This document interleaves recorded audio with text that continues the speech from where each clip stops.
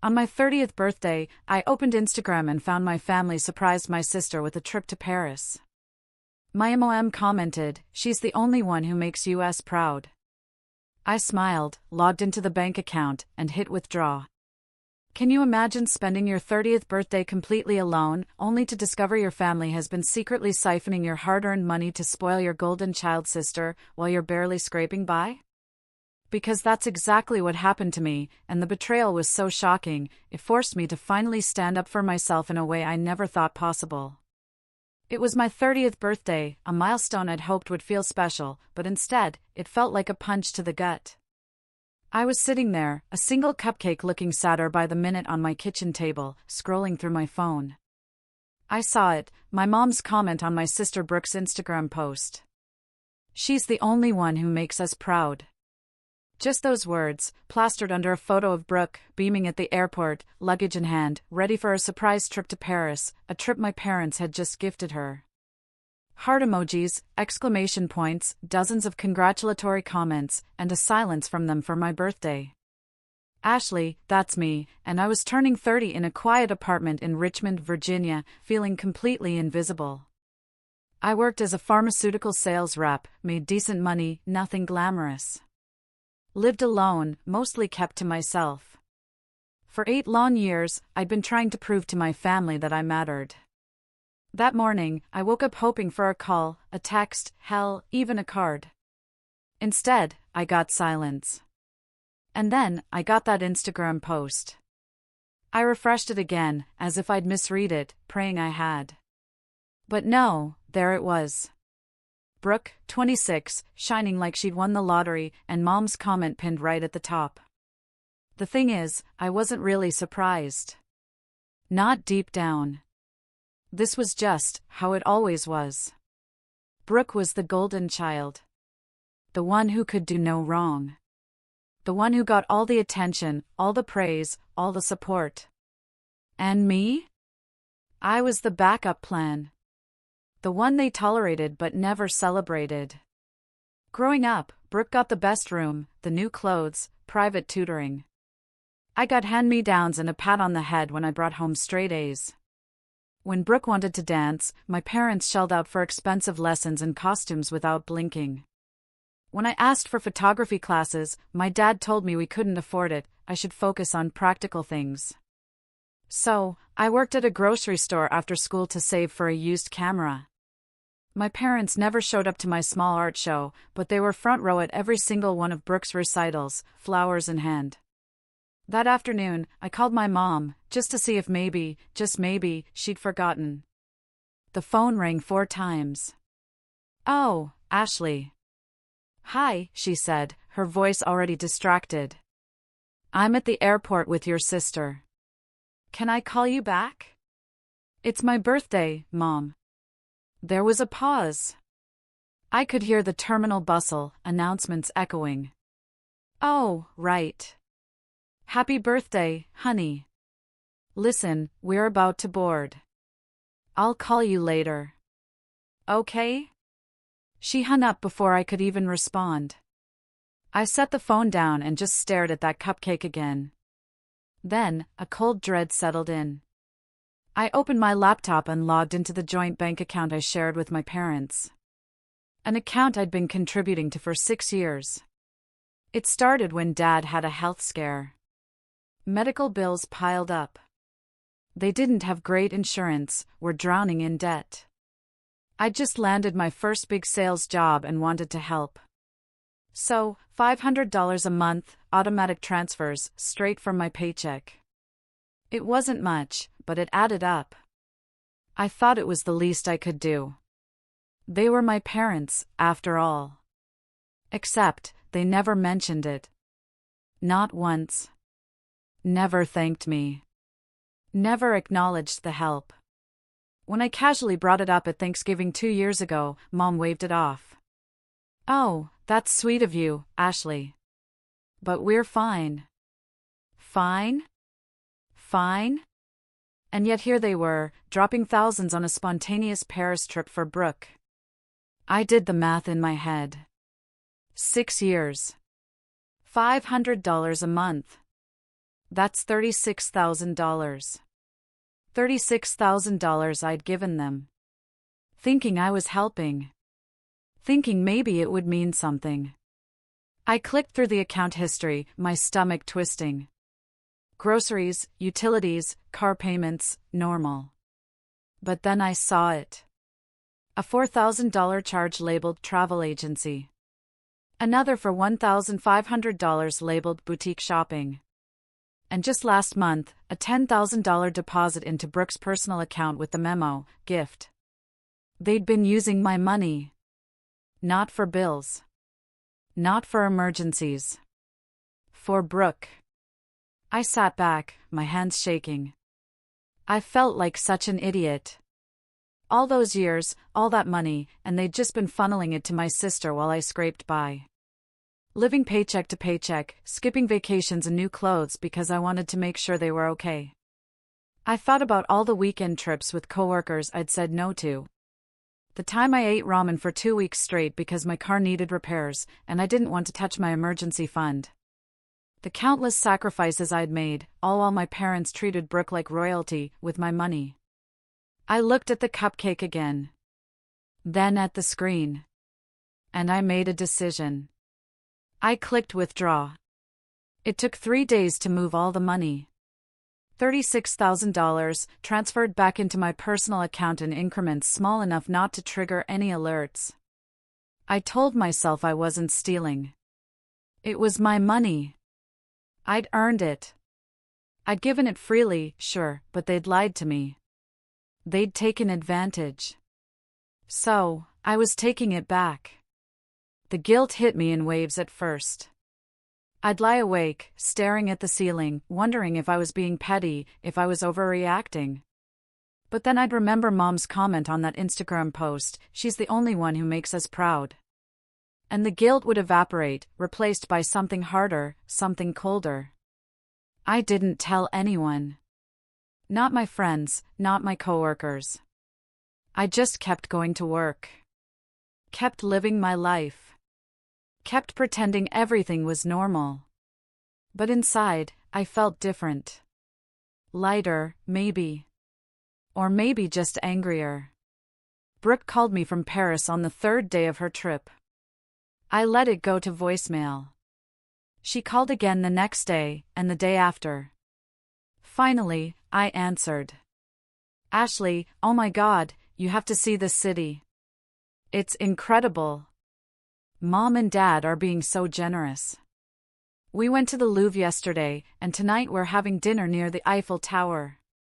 "Sounds nice," I said, flatly. "Are you okay? You sound weird." "I'm fine. Just busy." "Well, I wanted to thank you. I know you've been helping Mom and Dad out. And I'm sure that's part of why they could do this for me. So, thank you." I almost laughed. Almost. Instead, I just mumbled, "Don't worry about it. You're the best big sister ever," she chirped, and I could hear the smile in her voice. I hung up and threw my phone across the room. The thing about Brooke is, she wasn't a bad person. She wasn't mean or malicious. She was just oblivious. Spoiled, yes, but not intentionally cruel. She genuinely believed the world revolved around her because that's how our parents had raised her. And I couldn't even blame her for that. It wasn't her fault they'd chosen her as the favorite. But it still hurt. I remembered when we were kids, maybe 10 and 14. I'd saved my allowance for 3 months to buy a vintage camera. The day I finally had enough, I came home excited to show my parents. But Brooke had just gotten a bad math grade, and my parents were at the kitchen table, consoling her, promising her a new tablet if she brought her grades up. "That's great, Ashley," my mom had said, barely glancing up. "Now go do your homework." I took the camera to my room and cried. Not because I wanted praise, but because I wanted them to care, just a little bit. I spent the next week researching what to do with the money. I wasn't going to blow it on something stupid. I wanted to use it wisely, in a way that would actually mean something. I thought about investing a down payment on a house. Then, I stumbled across an ad for a medical billing course. A 6-month program that would certify me in healthcare administration, something I'd always been interested in, but never had the time or money to pursue. The program cost $8,000 upfront. Before, that would have felt impossible. Now, I had the means. I signed up that night. My parents didn't notice the missing money right away. Or if they did, they didn't say anything. But 2 weeks after I withdrew it, my dad called. "Ashley, we need to talk." My heart sank. "About what?" "The account. There's been some kind of error. A lot of money is missing." "Missing?" "Yeah. Over $30,000. I called the bank, and they said it was transferred out. Do you know anything about that?" I paused, choosing my words carefully. "I withdrew it." "You what?" "It was my money, Dad. I put it in there. I took it back out." A long silence. "Then, Ashley, that money was for emergencies. We were counting on it." "Emergencies?" I repeated, my voice tight. "Like a trip to Paris?" Another silence. "That's different," he said, finally. "How?" "Brooke needed a break. She's been working so hard, and your mom and I wanted to do something special for her." "And what about me?" The words came out sharper than I intended. "I've been putting money into that account for 6 years, Dad. 6 years. And not once did you or Mom say thank you. Not once did you ask if I needed help. You just took it and gave it to Brooke." "That's not fair," he said. But his voice lacked conviction. "No, Dad. What's not fair is that I've been busting my ass to support this family while you treat me like I don't exist. So yeah, I took my money back. And I'm not sorry." I hung up before he could respond. My hands were shaking again. But this time, it wasn't from guilt. It was from adrenaline. From finally standing up for myself. It felt good. Terrifying, but good. I poured myself a glass of wine and sat on my couch.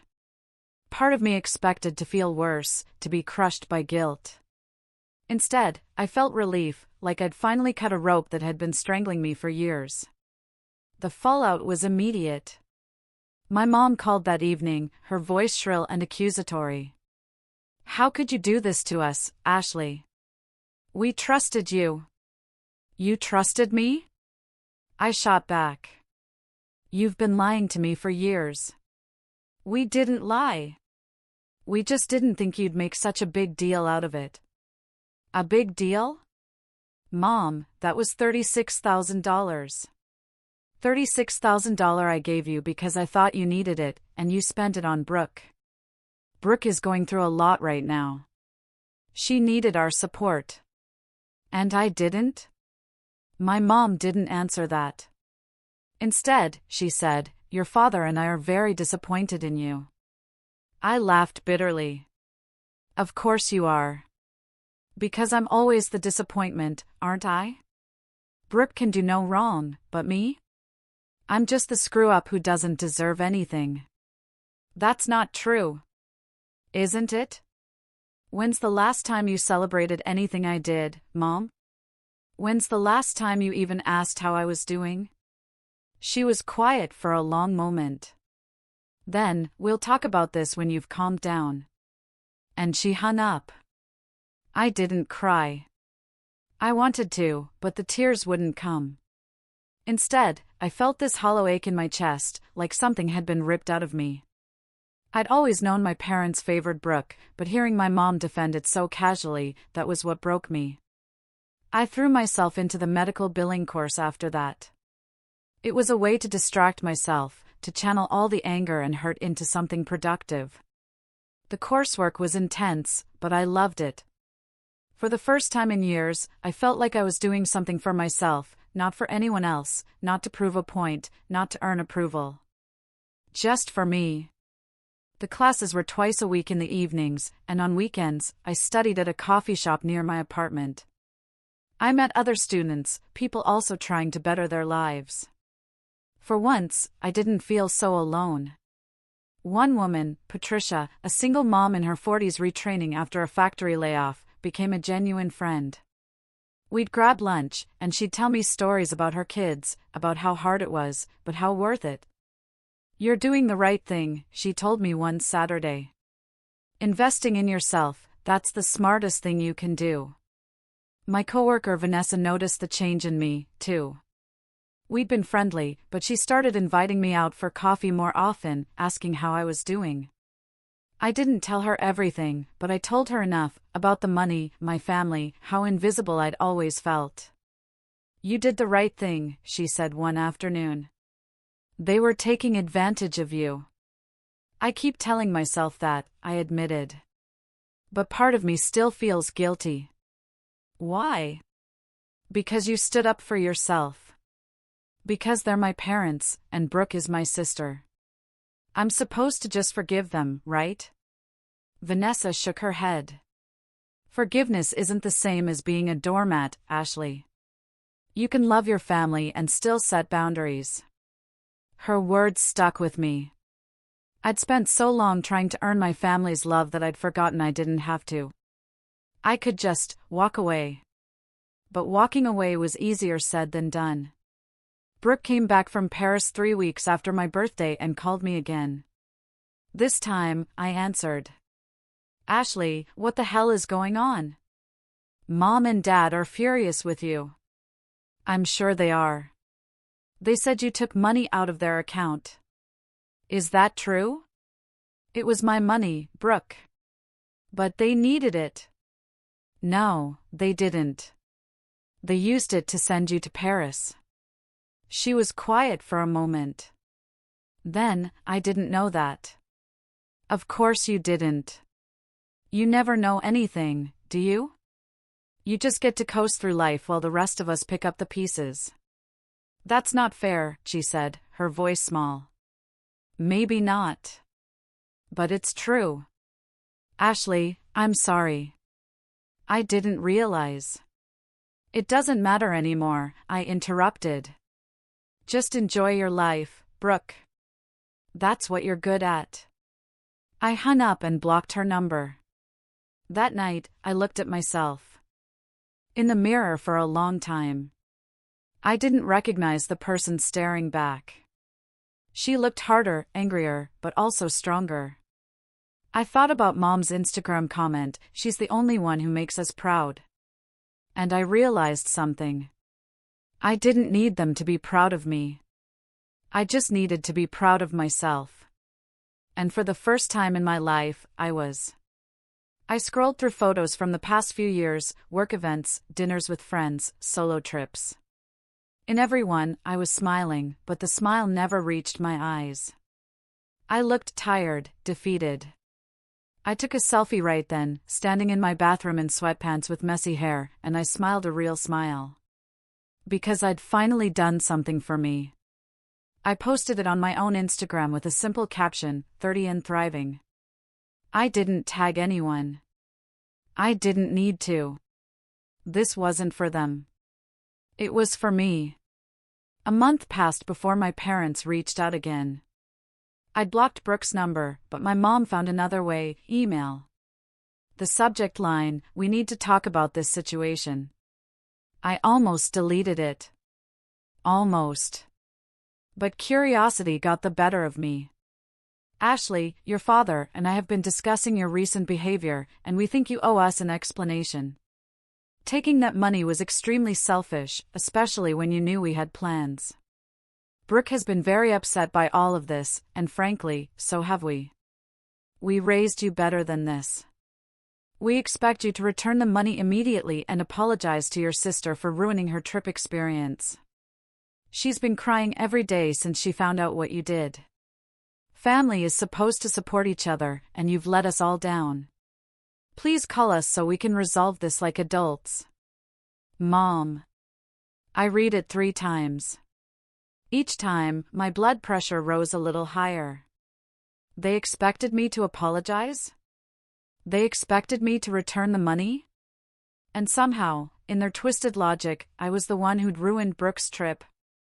A trip she'd already taken and enjoyed. A trip funded by my own hard-earned money. I typed out a response, my fingers flying. Mom, I don't owe you anything. Not an explanation, not an apology, and certainly not that money. I gave it to you in good faith, believing you needed it for medical bills and essential expenses. Instead, you used it to spoil Brooke while treating me like I didn't exist. I'm done being your backup bank account. I'm done being invisible. Don't contact me again unless you're ready to have an honest conversation about how you've treated me for the last 30 years. Ashley. I hit send before I could second-guess myself. The medical billing course was going great. I was excelling, feeling confident. Patricia and I had become genuine friends. I told her the full extent of what had happened. They said what? She asked, her eyes wide with disbelief.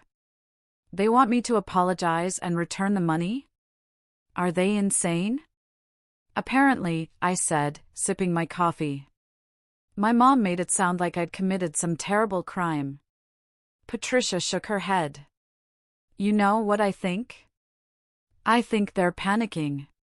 They got used to having that cushion of money, and now it's gone.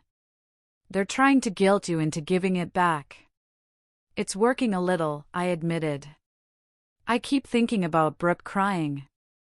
Brooke's a grown woman. If she's crying, it's because she finally had to face reality. I wanted to believe that. I really did. But there was still a part of me that felt guilty.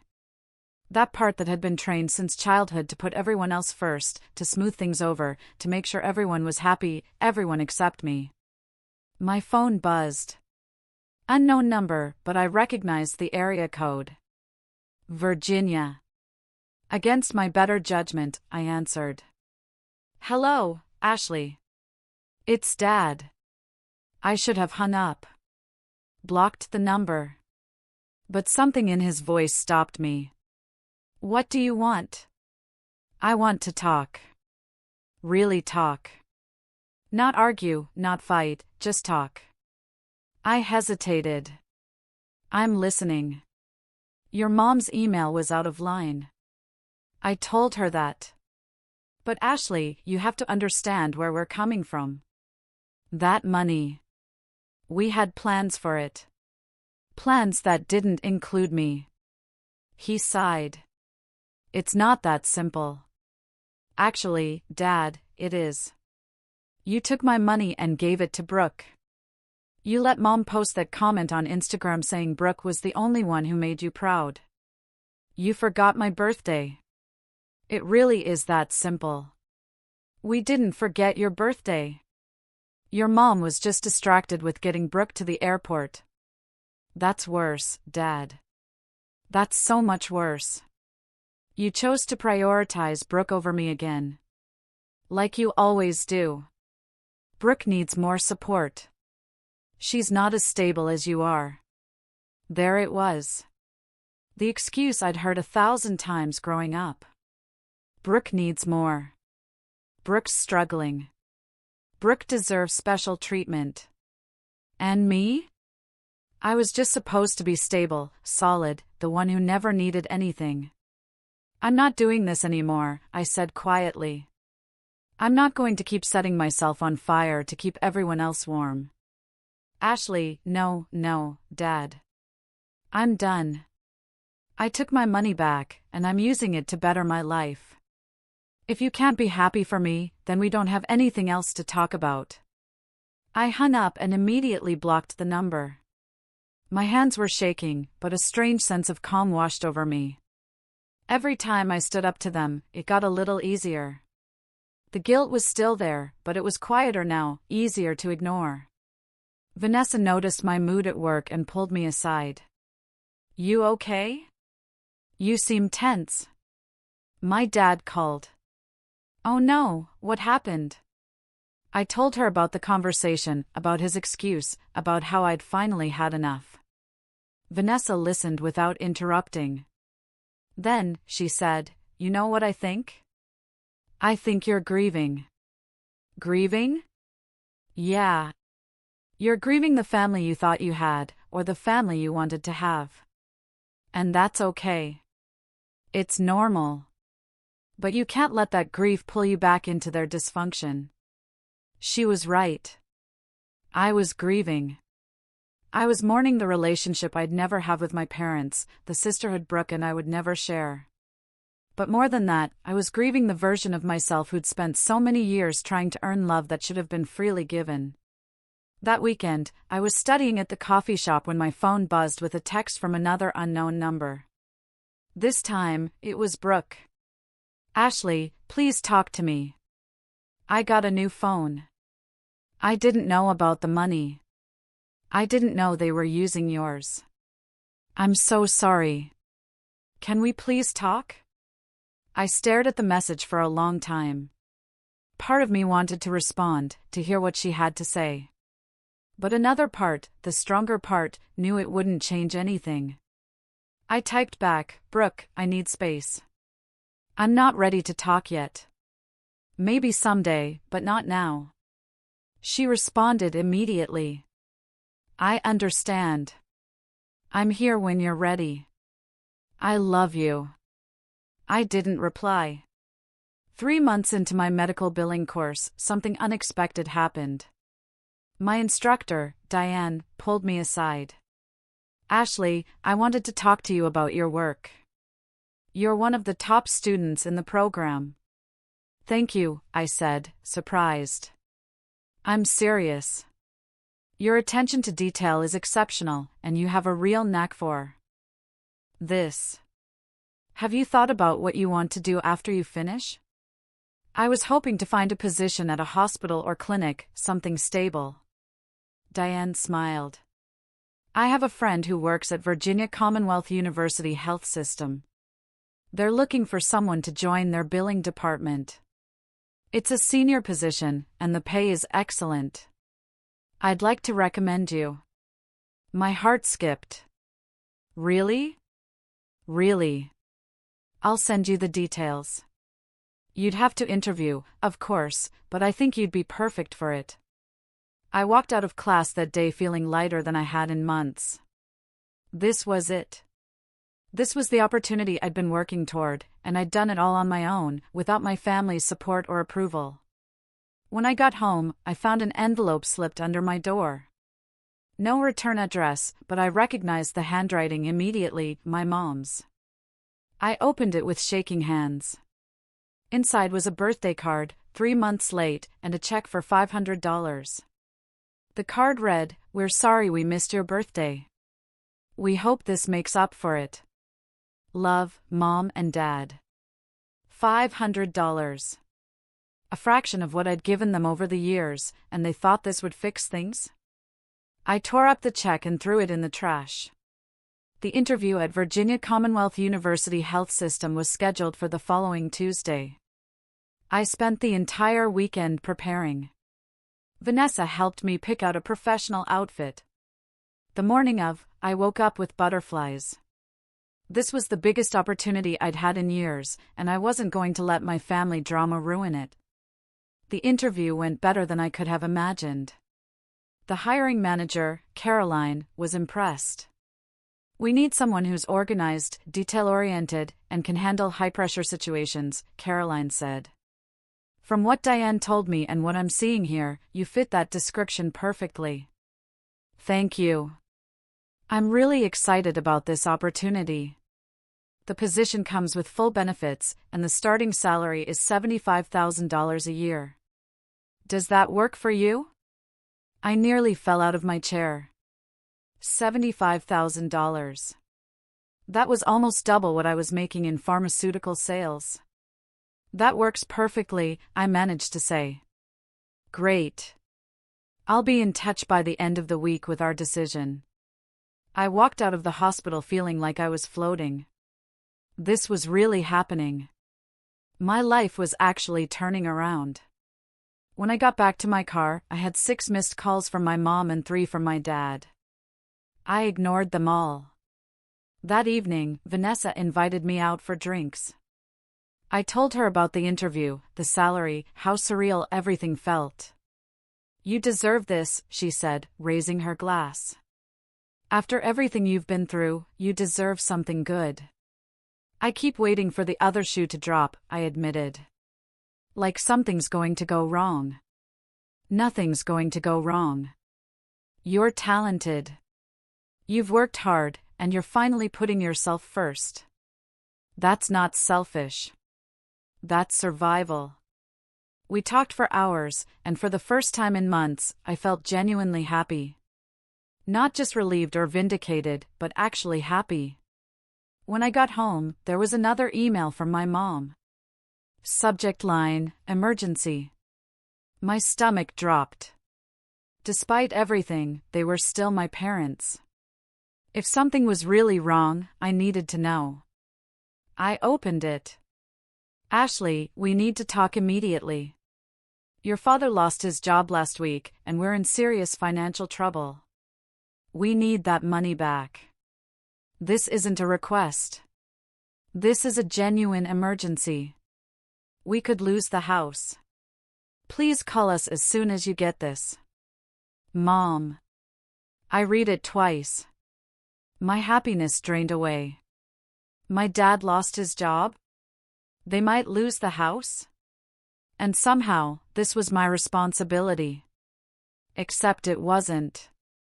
I'd given them $36,000 over 6 years. They'd used it for luxury trips and gifts for Brooke instead of saving it for actual emergencies. This was the consequence of their choices, not mine. But the guilt was still crushing. They were my parents. No matter how badly they treated me, did I really want them to lose their home? I called Vanessa. "They're saying it's an emergency," I told her. "My dad lost his job. They might lose the house."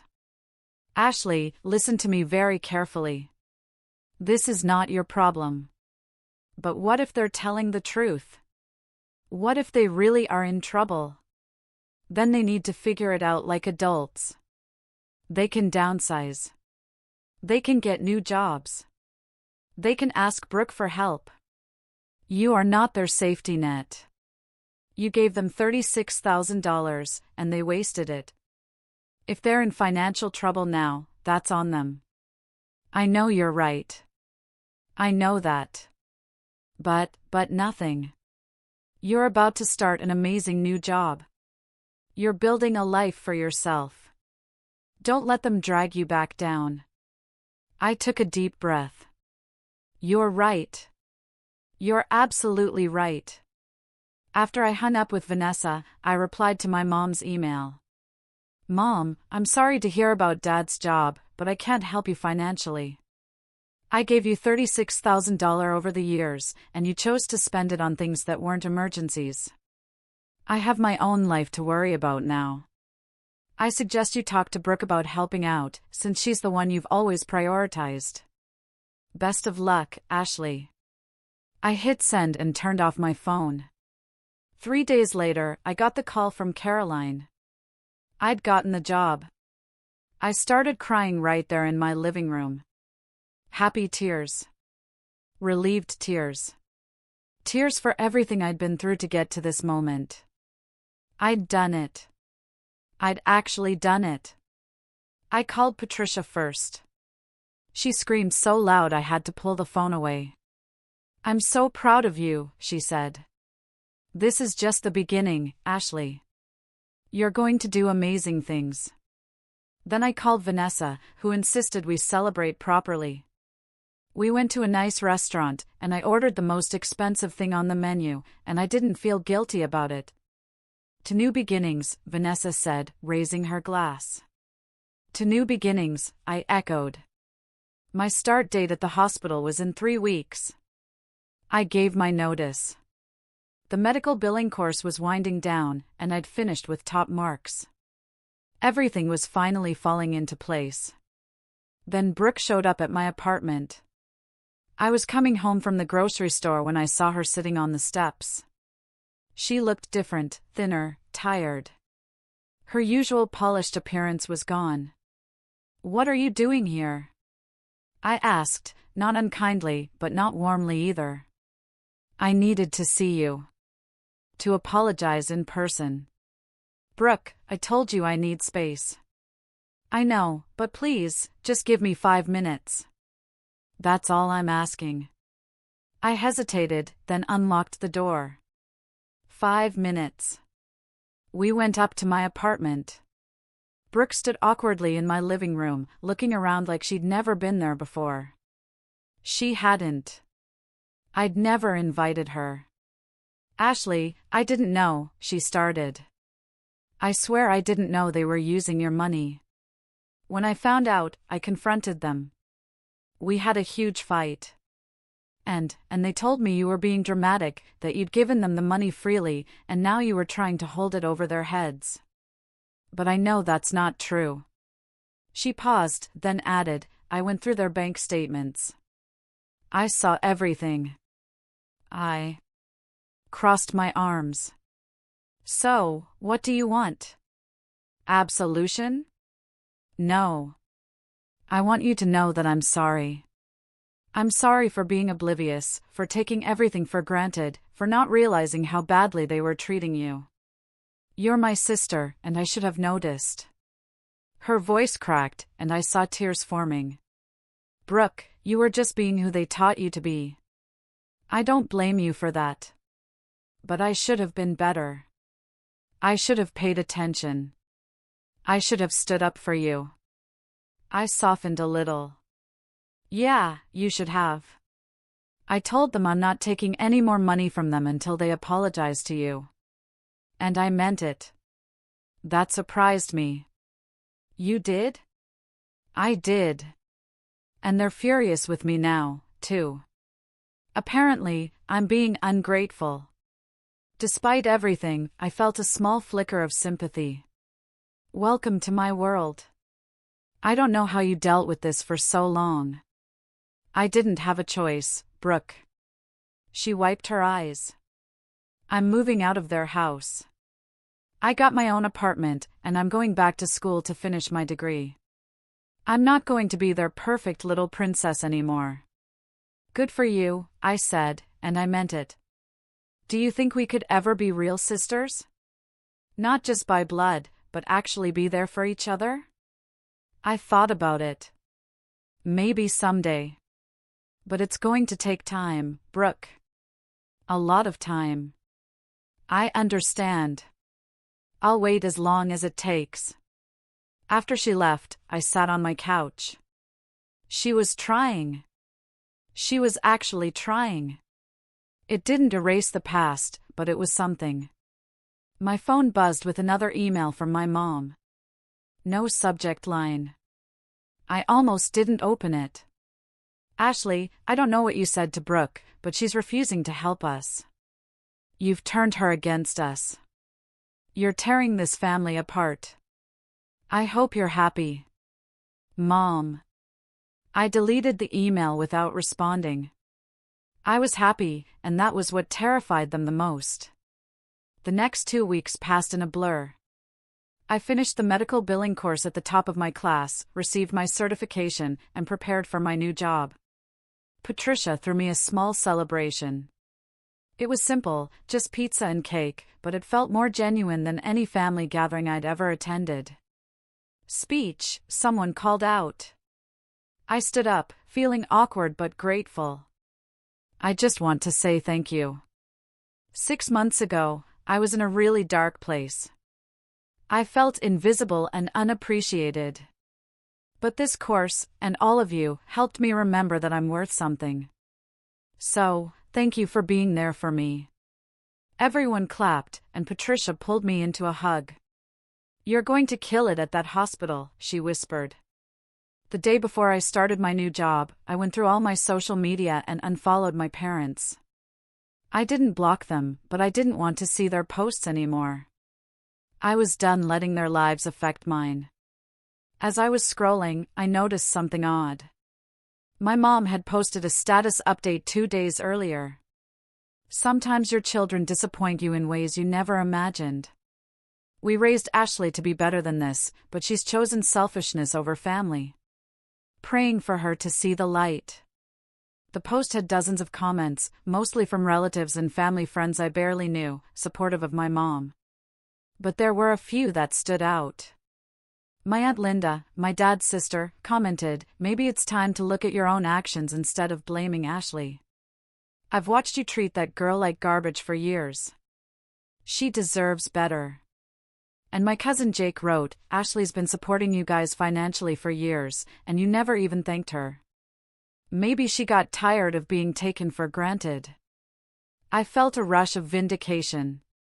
So, other people had noticed. Other people knew the truth. I screenshotted the post and comments, then saved them to a folder on my computer. Insurance, in case I ever needed proof. My first day at Virginia Commonwealth University Health System was nerve-wracking, but exhilarating. Caroline showed me around. It was a lot to absorb, but I loved every minute of it. This was real. This was mine, and nobody could take it away from me. At the end of my first week, Caroline called me into her office. "I wanted to check in and see how you're adjusting." "It's been amazing," I said. "Honestly. Thank you again for this opportunity. You've earned it. I've been getting great feedback from the team. You're catching on fast. I'm trying my best. I can tell. And I wanted you to know that there's room for growth here. If you continue performing at this level, I could see you moving into a management position within a year or two." Management within a year or two? I could barely process it. "That would be incredible," I managed to say. "Just keep doing what you're doing." I left her office feeling like I was walking on air. That weekend, I finally responded to Brooke's last text. I invited her to lunch at a casual cafe. Nothing fancy, nothing emotionally charged. Just two sisters trying to figure out if they could salvage something. She showed up looking nervous, clutching her purse. "Thanks for agreeing to meet," she said. I figured it was time. We ordered sandwiches and made small talk. Her new apartment, her plans for school, my new job. It felt stilted, awkward, but it was a start.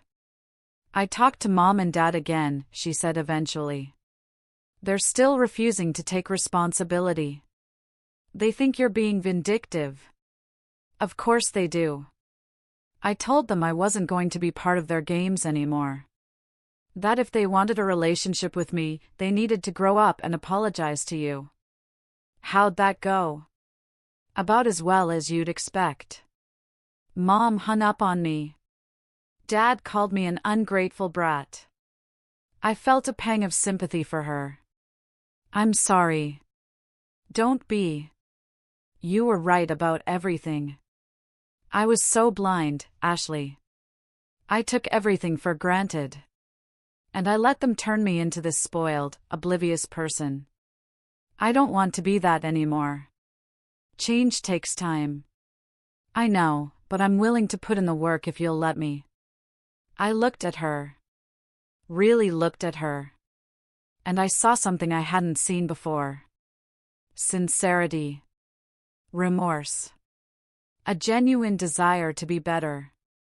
"Okay," I said finally. "But we're starting from scratch.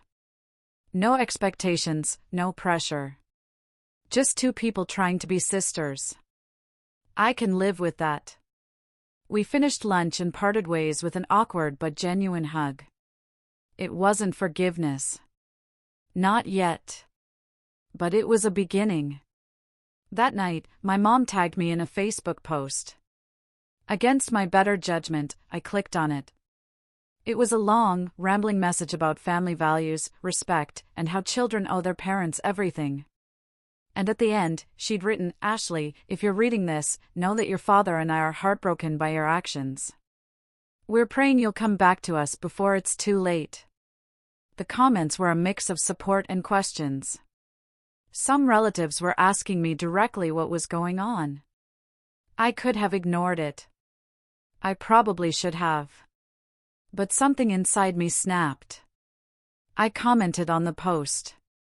"Mom, I gave you $36,000 over 6 years to help with medical bills and expenses.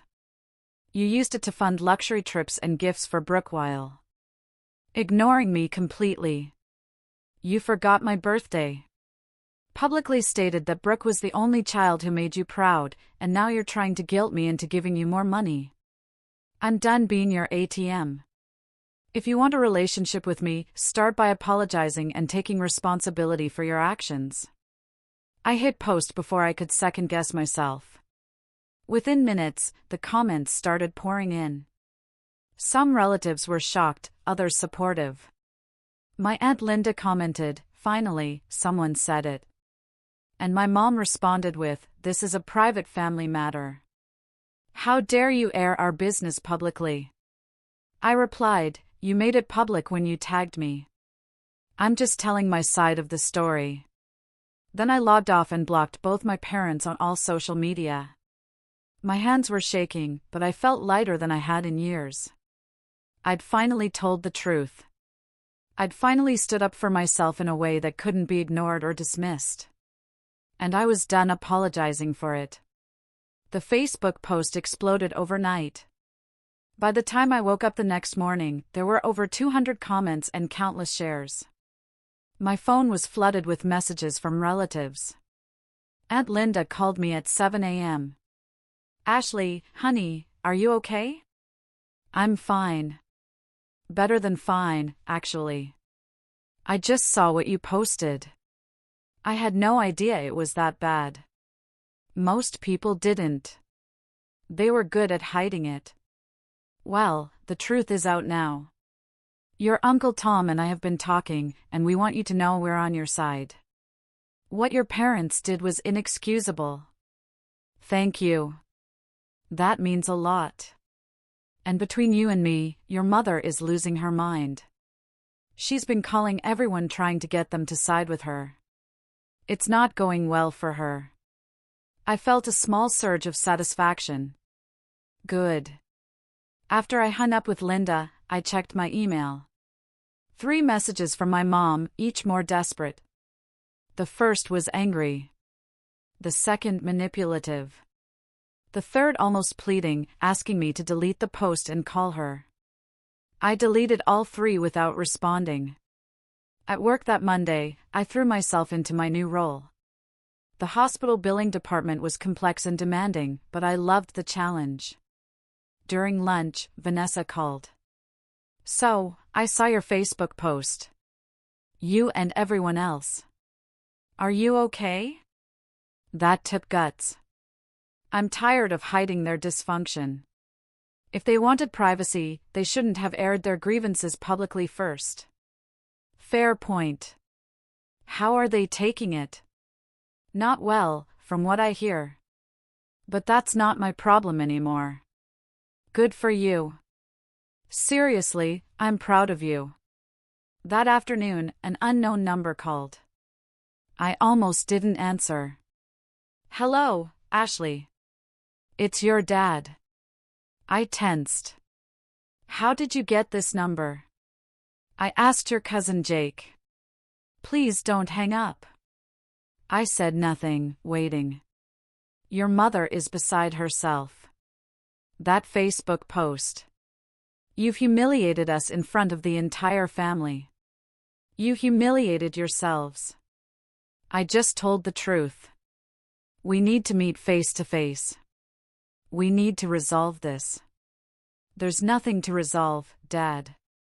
You and Mom made your choices. I made mine. We're done. Ashley, please. We're your parents. Then maybe you should have acted like it. I'm asking you one more time, meet with us this week. We'll buy you dinner. We'll talk things through like adults. I almost laughed. Like adults, Dad? Adults don't forget their daughter's birthday. Adults don't steal money from one child to spoil another. Adults take responsibility for their actions. We're willing to admit we made mistakes. That stopped me. You're willing to admit it? Yes, we know we haven't been perfect. We want to make things right. I was quiet for a long moment. Part of me wanted to refuse, to keep the wall up. But another part, the part that still remembered being a little girl who just wanted her parents to love her, wondered if maybe, just maybe, they were sincere. Fine. One dinner. But I choose the place, and Brooke comes too. Why does Brooke need to be there? Because she's part of this family, too, and she deserves to hear whatever you have to say. He hesitated. Okay. When? Friday night, 6 p.m. I'll text you the address. After I hung up, I immediately called Brooke. They want to meet, I told her. All of us. Friday night. What did you say? I said yes, but I need you there as backup. Of course, I'll be there. And Brooke, don't tell them what we've talked about. I want to see if they're actually going to be honest, or if this is just another manipulation. Got it. I spent the next few days preparing. I made a list of everything I wanted to say, every grievance I'd buried. I wasn't going to yell or cry. I was going to be calm, clear, and firm. They were going to hear me, whether they liked it or not. Friday came faster than I expected.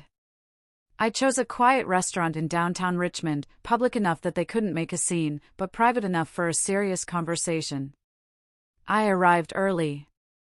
Brooke showed up 15 minutes before our parents, looking nervous. You okay? She asked. I will be. At exactly 6 p.m., my parents walked in. My mom looked older, her face tight with stress. My dad had lost weight, his shoulders hunched. They sat down across from us. For a moment, nobody spoke. Finally, my dad cleared his throat. Thank you for agreeing to meet. Let's just get to it, I said. You wanted to talk, so talk. My mom folded her hands on the table. Ashley, we owe you an apology. I waited. We've been thinking a lot about what you said, about the money, and how we've treated you. And you're right. We haven't been fair to you. Go on. We've always worried about Brooke more because she struggled with things you seemed to handle easily. You were always so independent, so capable. We thought you didn't need us as much. So, you just stopped trying? We didn't stop trying. We just prioritized differently. You forgot my birthday, Mom. You commented on Instagram that Brooke was the only one who made you proud. How was that prioritizing differently? She looked down. That comment was a mistake. I was just excited for your sister. A mistake you left up for everyone to see. My dad jumped in. We're here because we want to fix this. We want our family back. You want your ATM back? I corrected. Let's be honest about what this is really about. That's not fair, my mom said. Isn't it? Dad lost his job. You're in financial trouble. And suddenly you want to reconcile. The timing is pretty convenient. Brooke spoke up for the first time. She's right. You didn't care about fixing things until you needed money. My mom turned to her, shocked. Brooke. You know that's not true. Actually, I don't. Ashley's been telling the truth about everything. I went through the bank statements. I saw where all her money went. And I've been thinking about how differently you treated us growing up. She's not making this up. We gave you both everything we could, my dad insisted. No, I said firmly. You gave Brooke everything. You gave me leftovers and criticism. The table fell silent. Finally, my mom's facade cracked. What do you Want from us, Ashley? You want us to grovel? To beg? We're here. We're apologizing. What more do you want? I want you to mean it. We do mean it. Then prove it. Tell me one thing you're proud of me for. One accomplishment you celebrated. One time you put my needs first. She opened her mouth, then closed it. She couldn't think of anything. The realization hit me like a punch to the gut. They really couldn't think of a single thing. That's what I thought, I said quietly. My dad leaned forward, his voice strained. Ashley, you're being unreasonable. We're trying here. No, you're trying to manipulate me into feeling guilty so I'll give you more money. There's a difference. That's not what this is about, my mom protested. Then what is it about? Because from where I'm sitting, this looks like a last-ditch effort to get back into my good graces so you can use me again. Brooke reached over and squeezed my hand under the table. The gesture gave me strength. Let me make something very clear, I continued. I'm not giving you any more money. Not now. Not ever. I spent 6 years supporting you, and you used me. That's done. My mom's eyes filled with tears.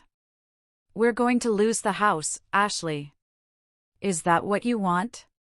To see your parents homeless? You're not going to be homeless. You have options. You can downsize. You can get jobs. You can ask Brooke for help, since she's apparently the only daughter you care about. I already told them, no, Brooke said quietly. I'm not enabling this anymore either. My parents looked at her with matching expressions of betrayal. You too? My dad asked. We raised you better than this. No, you raised me to be selfish and entitled. Ashley's helping me see that. My mom pushed back from the table, her voice rising. This is ridiculous. We've apologized. We've admitted we made mistakes. What more do you want? I want you to understand why what you did was wrong. I want you to acknowledge that you hurt me. Not just say sorry because you think it's what I want to hear. Fine. You want specifics? We're sorry we forgot your birthday. We're sorry we didn't celebrate your achievements. We're sorry we used your money. Is that what you wanted to hear? Say it like you mean it. My mom's face hardened. I've said all I'm going to say. If that's not good enough for you, then I guess we're done here. She stood up, grabbing her purse. My dad looked between us, conflicted. Are you coming? She asked him. He stood slowly. Ashley, I hope you reconsider. Family is important. Family is important, I agreed. That's why I'm not letting you abuse me anymore. They left without another word. Brooke and I sat there in silence for a moment. Well, that went about as well as expected, she finally said. Yeah. Are you okay? I am, actually. I gave them a chance. They blew it. That's on them.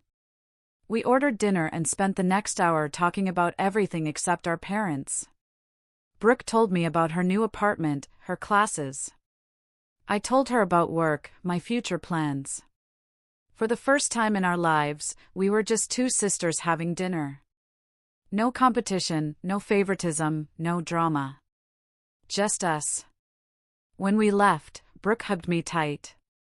Thank you for giving me another chance, she said. Thank you for showing up. Over the next few weeks, things settled into a new normal. I excelled at my job, impressing Caroline and the team. My parents tried reaching out a few more times, emails, voicemails, even a letter. Each message was the same, apologetic on the surface, manipulative underneath, always circling back to their financial problems and how I could help. I ignored them all. The family drama on Facebook eventually died down, but not before several relatives reached out privately to tell me they'd suspected something was wrong for years. Aunt Linda became a regular presence in my life, inviting me to dinners and holidays. "Your mother is furious with me," she told me one Sunday. "She thinks I'm turning the family against her." "Are you?" "Nope. She did that all by herself. I'm just refusing to pretend everything is fine." 3 months after the disastrous dinner, Caroline called me into her office again. "I have some news," she said, smiling. "We're creating a new position, Assistant Director of Medical Billing. I'd like to offer it to you." My jaw dropped. "Already? You've proven yourself, Ashley. You're organized, efficient, and the team respects you. The position comes with a significant raise and more responsibilities. What do you say?" "Yes. Absolutely. Yes." "Great. We'll make it official next week." I left her office in a daze. Assistant Director. 6 months ago, I'd been crying over a birthday cupcake, feeling worthless and invisible. Now, I was being promoted to a leadership position at a major hospital. I called Vanessa immediately. "Are you kidding me? That's amazing. I can't believe it's happening." "I can. You've worked incredibly hard. You deserve this." That weekend, Patricia threw me an impromptu celebration. It was small, just her kids, Vanessa, and Brooke. But it meant everything to me. These people had seen me at my lowest and supported me as I rebuilt my life. "To Ashley," Patricia said, raising her glass of soda. "The strongest person I know." Everyone echoed the toast, and tears pricked my eyes. "Thank you," I said. "All of you, for believing in me when I didn't believe in myself." Later that night, driving home, my phone rang. It was my dad. I almost didn't answer. "Hello, Ashley. It's Dad. Please don't hang up." "What do you want?" "I wanted to tell you that I got a new job. It doesn't pay as much, but it's something. And your mom is working part-time at a retail store." "Good for you. We're going to be okay. We're figuring it out." I waited for the ask, for the manipulation. But it didn't come. I also wanted to say I'm sorry. Really sorry. Not because I want something from you, but because you deserve to hear it. We were wrong. We treated you terribly, and there's no excuse for that.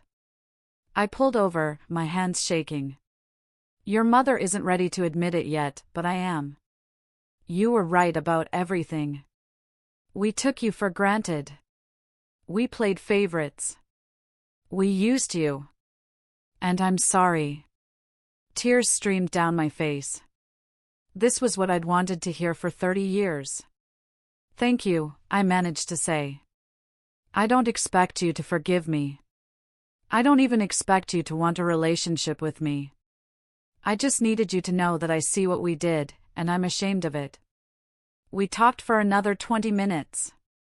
He didn't ask for money. Didn't try to guilt me. He just talked, and I listened. And for the first time in my life, I felt like my dad actually saw me.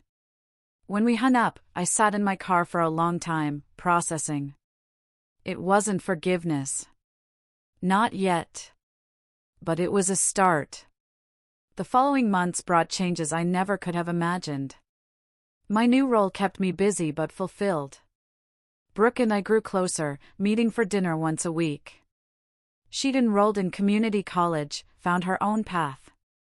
My relationship with my dad slowly improved. My mom still hadn't apologized, and I'd accepted that she probably never would. Some people aren't capable of that kind of self-reflection. 1 year after that fateful birthday, I celebrated turning 31 with a party at my new townhouse. Vanessa, Patricia, Brooke, Aunt Linda, and several colleagues from the hospital came. We ate good food, drank wine, and I felt genuinely celebrated for the first time in my life. As everyone sang happy birthday, I looked around at these people who'd become my chosen family. And I felt overwhelmed with gratitude. Not for the struggle I'd endured, but for the strength I'd found within myself to fight back. My parents never regained their financial stability. They sold their large house, moved into a smaller condo. They both worked now, living within their means for the first time in years. According to Brooke, they talked about me sometimes, expressing regret, though my mom still struggled to say it directly. Brooke graduated with honors. The family members who'd sided with my parents quietly reached out. I was selective, choosing relationships that felt authentic. Looking back, withdrawing that money wasn't revenge. It was self-preservation. I'd spent so many years trying to earn love that should have been freely given. Trying to prove my worth to people who'd already decided I wasn't enough. Taking back what was mine wasn't about hurting them. It was about finally choosing myself. And in doing so, I discovered something more valuable than any amount of money could buy, the unshakable knowledge that I was enough. That I'd always been enough. And that I didn't need anyone's approval to prove it. Sometimes, the best revenge isn't revenge at all. It's simply living well, and refusing to let anyone dim your light ever again. What do you guys think? Have you ever had to choose yourself over family, even when it felt incredibly difficult? Let me know in the comments below. I really want to hear your stories.